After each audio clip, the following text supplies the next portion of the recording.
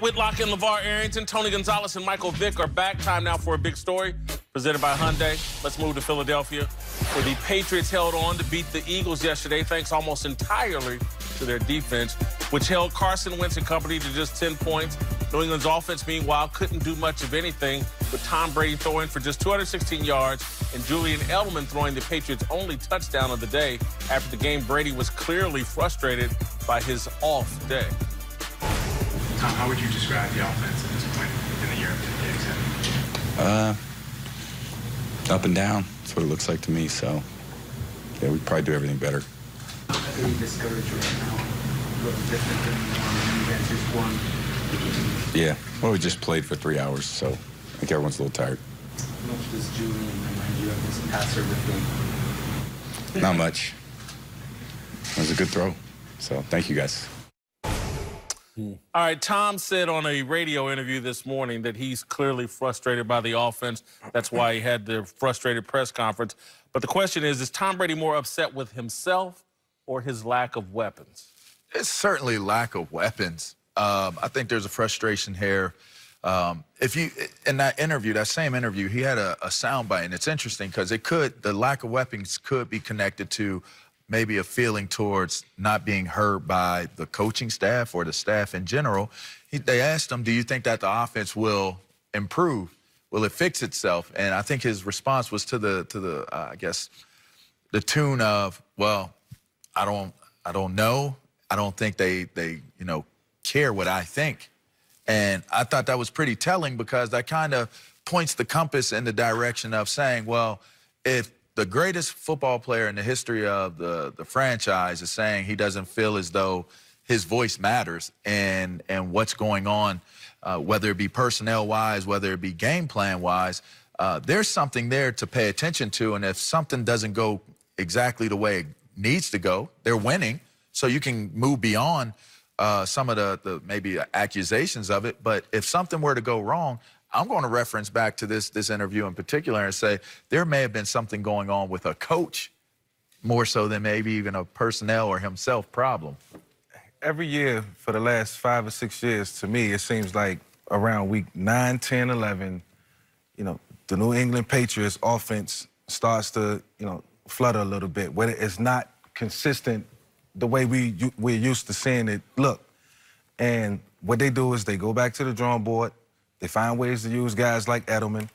To me, I think James White will become more of a factor and, find ways to put points on the board. There's been times where, you go out and win a football game and I've been a part of, and you just feel like things didn't go right or you hate the way it looked. You thought it could have been better.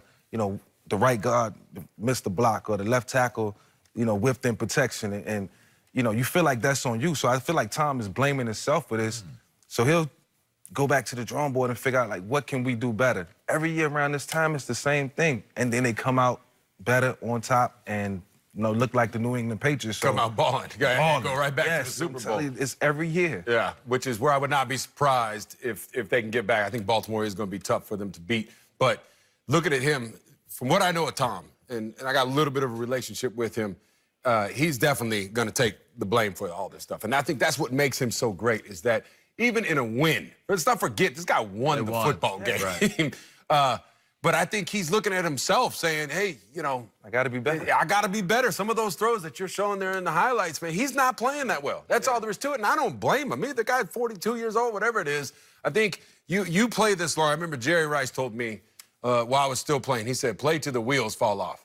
Now, you can take that approach, and you can get cut like Jerry Rice did in year 21, though, okay?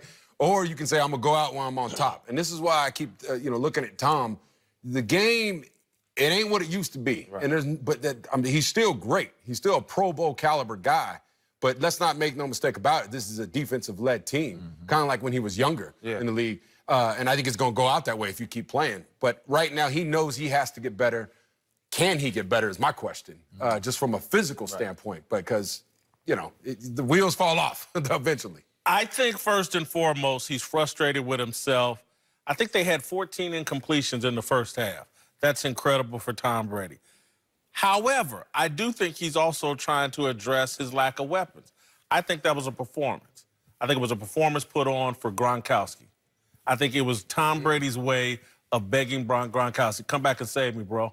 We can't get it done He works without for Fox now, though. Man. Yeah, I get it. I get it. But Tom Brady have to put on some weight. He got to give him a couple weeks. No, He did lose a little bit of weight. I don't know if he needs any weight to do what Brady needs done. He'd be fine. Again, they don't have to. He doesn't have to block. They just need him out there at 6'7". He's unguardable.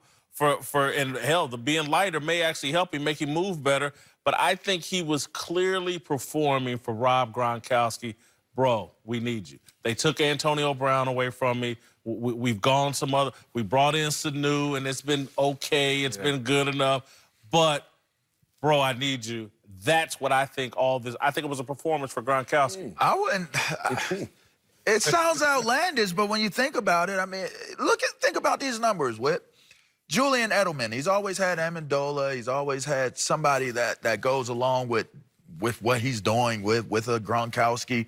Edelman gets 100 targets. It's in 2019. He's been a 100 target guy. The next closest guy, Philip Dorsett, is at 42. That's the drop off, over half, and who he's targeting outside of Julian Edelman.